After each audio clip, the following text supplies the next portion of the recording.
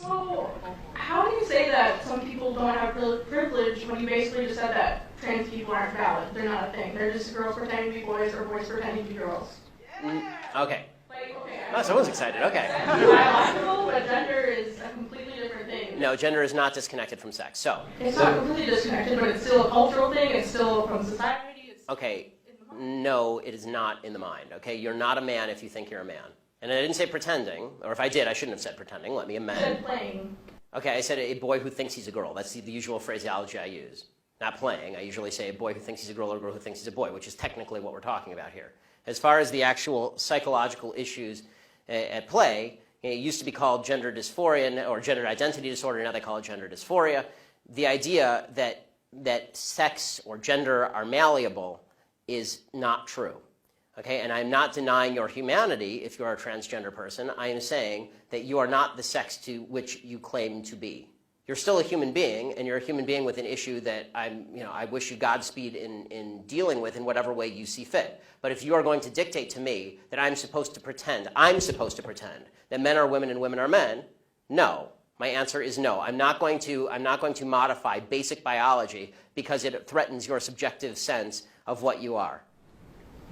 Okay, but you're still saying these kids should not be accepted because they don't really fit in either place. They can't just I'm saying that the Boy Scouts have a standard. You must be a biological boy to be a Boy Scout. You have to be a boy to be a Boy Scout. Where's that written though? Okay. In the name Boy Scouts. Because this is a very because for all of human history, boy meant boy and girl meant girl. Boy did not mean girl. And if I call you a moose, are you suddenly a moose? Okay, if I redefine our terms. No, yes, that's right. Men and women are a completely different thing. This is true. Have you ever met a man or a woman? They're completely different. You can't just say you're a cat. It's not a thing. It's genders. It's not saying you're. Okay, why is that? I don't understand. Why? Okay, let me ask you this. Okay, I won't ask you how old. I will ask you how old you are. Okay, because you're young enough that it's probably not insulting to ask you. So. I'm 22, so I'm probably young and naive, right? No. Why aren't you 60? Why aren't you 60? Because it.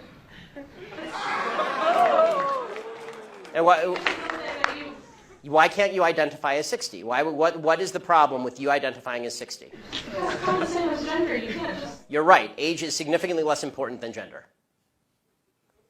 You can't magically change your gender. You can't magically change your sex. You can't magically change your age.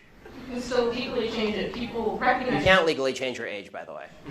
Obviously, you can change your name, you can change your sex, you can change your identity. Just because you can do things legally doesn't mean that they are correct biologically. You could do lots of things in the past that were incorrect biologically and correct legally. For a long period of time in the United States, sterilization of the mentally ill took place. That didn't make it okay. Skinner versus Oklahoma. Justice Oliver Wendell Holmes wrote the decision. Right. I still don't understand how you're accepting these children that are.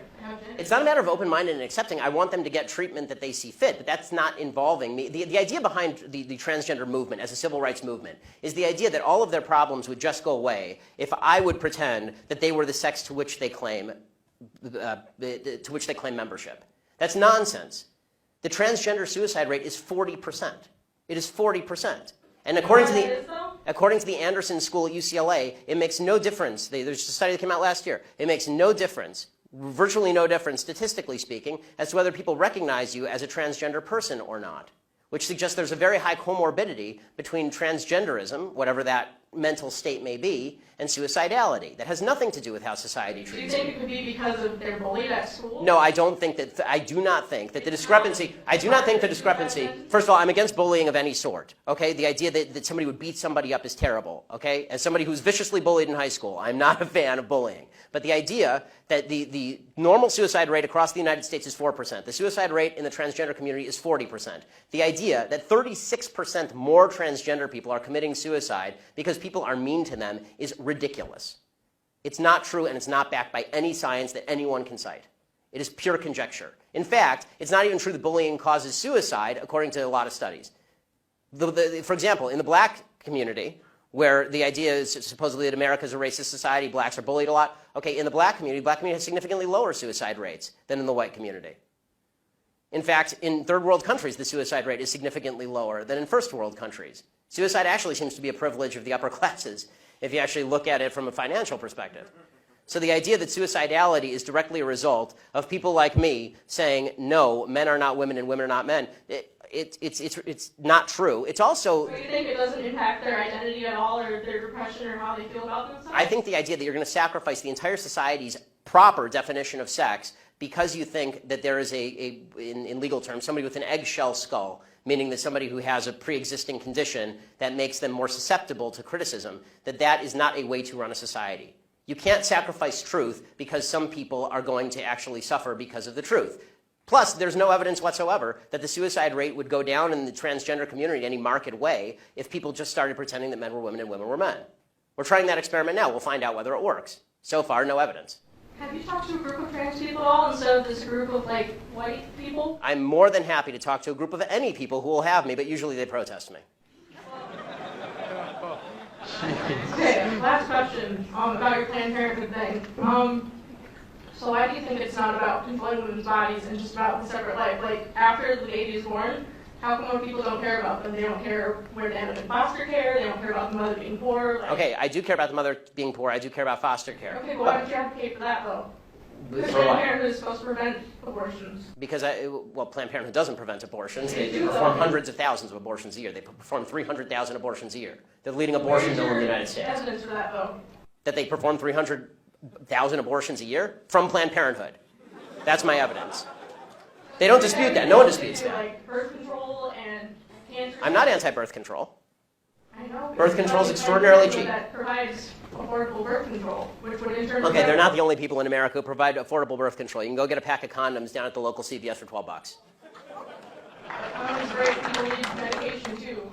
Yes, and it's true that most forms of birth control are also extraordinarily cheap on an annualized basis. Unless you have a severe problem, most birth control is very cheap and readily available. And I'm not against people going and getting that from Planned Parenthood. As you may have noticed, I'm mostly against abortion. If you want to go to Planned Parenthood and get a contraceptive, go for it. I don't care. I do care when you start killing babies. This is a problem for me. But what about in rape and incest situations? Okay, so here's the question. It's different, yes. I mean, this is a long conversation, and I'm enjoying it, actually, which is why I'm allowing you to stay. But the question of rape and incest, first of all, important to note, rape and incest are not only a vast minority of abortion cases, they're an extraordinarily low percentage of abortion cases. So if we can first stipulate that all the other abortions are bad, then we can talk about that other one. Can we do that? Are all the other abortions bad, or are those ones okay? And you're just using this as an excuse to make the other ones okay. They're all okay. Ah, good. Someone who's honest. So, who's the honest fellow? Who's okay? Yay, honest people. Good. I like the honesty. Okay, so all abortions are okay. So, a sign that I can't read because it has lots of words on it. Okay, so I have one question for you and one question only on abortion. Does the vagina, the vaginal canal, magically confer personhood? Answer, does the vagina magically confer personhood? Yeah, raised hands are okay. You, sir. No, the first breath does. The first breath confers personhood.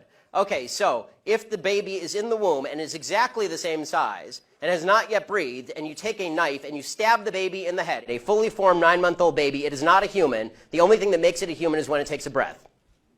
It has to independently breathe. I mean, I'm going to be honest. I'm going to stick to it, yeah, because I'm also pro-capital punishment and pro-selective suicide. So I'm going to stick with it. Selective suicide? Yeah, I assume you mean elective suicide. I mean elective suicide. Elective suicide. Okay. Yes, I'm not going to make someone commit suicide. Okay, that's good, because that wouldn't be suicide, that'd be homicide. That, by the way, I'm for capital punishment too, because people who kill people should be killed. But babies who have not killed people should not. And this is my basic position on abortion.